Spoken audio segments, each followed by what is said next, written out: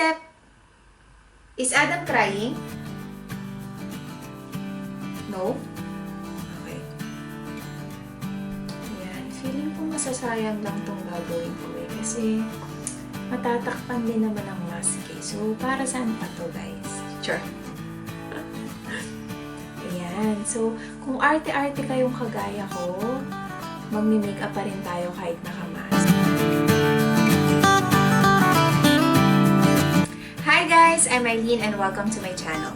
For this video, gagawa lang ako ng mask-friendly makeup look and isi-share ko na rin yung tips kung paano magiging long-lasting yung makeup nyo under mask.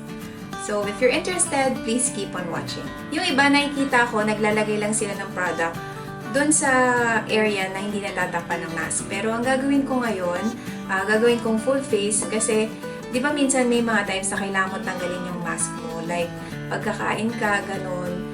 Siyempre, ang pangit naman pag tinanggal mo yung mask dito, kalahati lang yung makeup mo. So, para sure lang, gawin na nating full face. First kong gagawin is maglalagay ako ng makeup base para mas kumapit yung makeup. And ang gagamitin ko is itong favorite kong Real Kill Sunscreen with Makeup Base.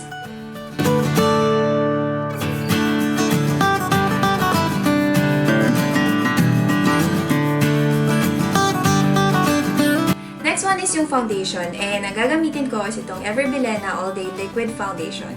Ayan. So, favorite ko tong product na to kasi maganda yung coverage niya tapos long-lasting talaga siya.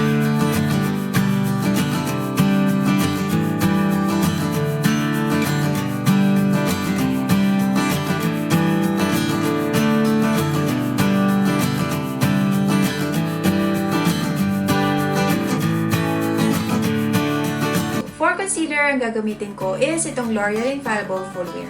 So, ito siya.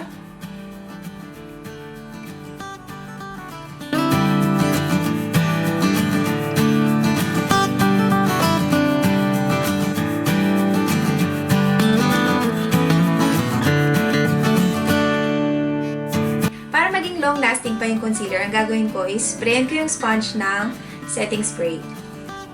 So, ayan. Ito yung gagamitin ko pang blend.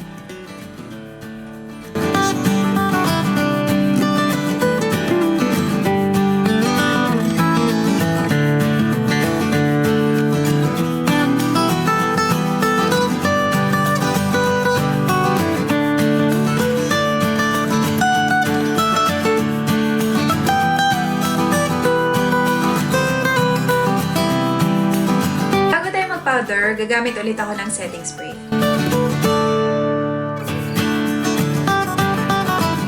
And then, itatap ko lang ulit yung sponge.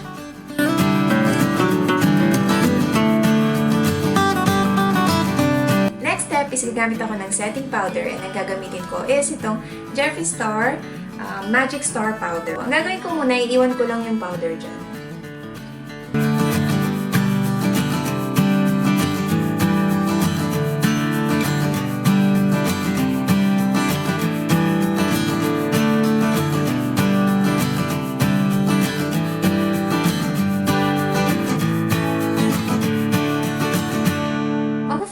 Makeup tayo ngayon, pero mag-focus pa rin tayo dun sa area na hindi natatakpan ng mask. Karirin natin yung kilay mga sis kasi yan lang yung makikita eh, tsaka yung eye makeup. So, mamaya tayo sa eye makeup.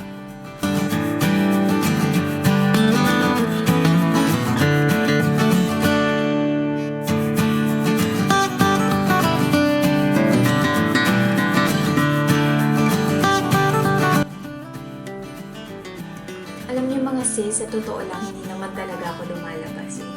So, paarte-arte lang natin itong mga pag-makeup na to. Kunwa-kunwari lang to mga sis. Aarte-arte lang tayo. After ng kilay, i-blend ko na rin yung powder ko.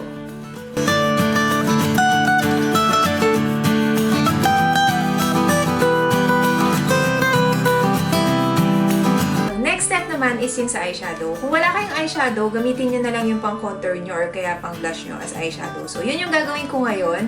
Ang gagamitin ko is itong EB Advanced Face Trio.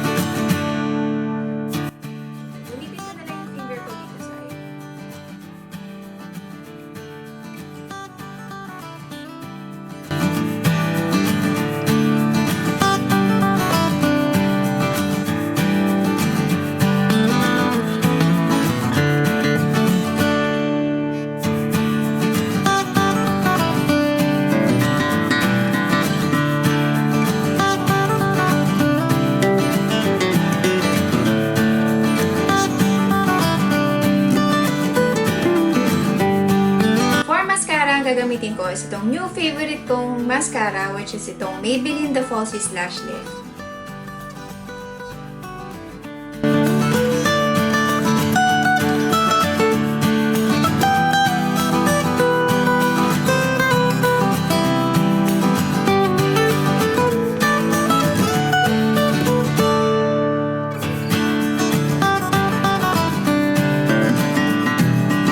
Sa blush, ang gagamitin ko na lang is itong Gerard Cosmetics Starlet Palette. Ayan, ganito yung itsura niya.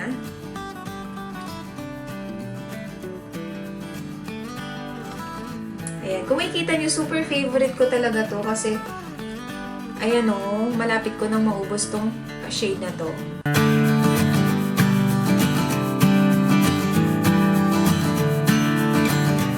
Highlighter naman ang gagamitin ko is yung EP Advanced Face Trio. And yung highlighter na ginamit natin kanina. Ito.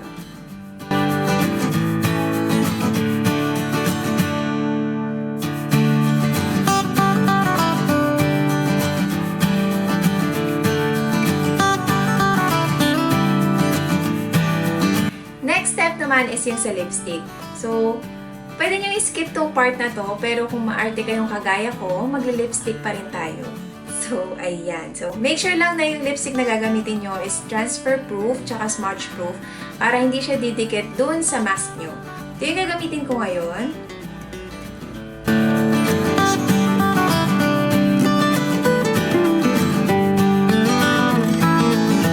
Last step is mag-setting spray ako. And ang gagamitin ko ngayon is itong Gerard Cosmetics Lay All Day Setting Spray.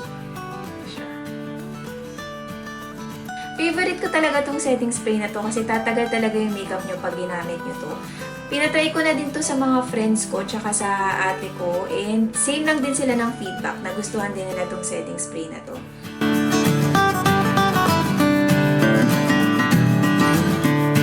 So, titingnan ko kung okay ba yung ginawa nating makeup. So, ayan. Ayan. O, diba? Nasayang lang, guys.